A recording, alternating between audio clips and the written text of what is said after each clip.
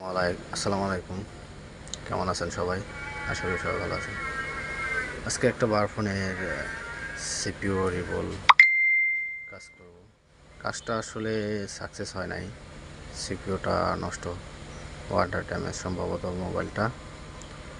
তো এটা কাজটা আসলে সাকসেস করতে পারি নাই, তারপরে ভিডিওটা মেক করলাম দেওয়ার জন্য। সিপিইউ এবং নেটওয়ার্ক আইসি দুটোটাই রিমুভ করে কাজ করব।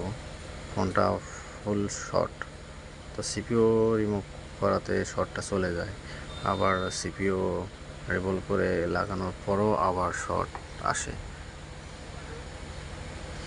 এরও একটা প্রবলেম। তো এটা সিপিইউতেই প্রবলেম, সিপিইউটা খারাপ, যার কারণে এটা সিপিইউ রিবল করে লাগানোর পরও ফোনটা অন করতে পারি নাই, সিপিইউটা নষ্ট।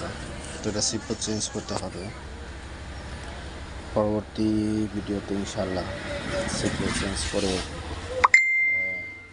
ভিডিও বানাবো, সেটা অবশ্যই দেব। এটা সিপিইউ উঠে যে রিবল করতেছি মাস্টার প্লেট দিয়ে, আমি বেশিরভাগই মাস্টার প্লেট দিয়ে সিপিইউগুলো রিবল করি। অনেকেই মাস্টার প্লেট দিয়ে সিপিইউ রিবল করতে পারে না, তো এটা করতে করতে অবশ্যই হাতের নাগালে এসে পড়ে। আস্তে আস্তে সবাই করার চেষ্টা করবেন, ট্রাই করবেন, একবার ছাড়া দুবার ট্রাই করবেন, হয়ে যাবে ইনশাল্লাহ। হালকা করে হিট দেবো, তারপর আবার সিপিইউটা ইনস্টল করব।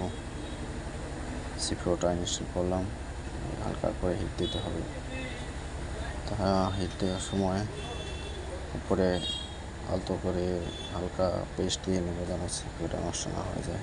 সেই কারণে আবার ট্রিগার দিয়ে আলতো করে নাড়া দেবো, যেন ঠিক জায়গার মতো বসে পড়ে। এভাবেই সিপিইউ রিবল করে কাজ করতে হয়। কাজটা আমার সাকসেস হয় নাই, যাই হোক, যদি আপনারা দেখেন তো ভিডিও আসতে পারে।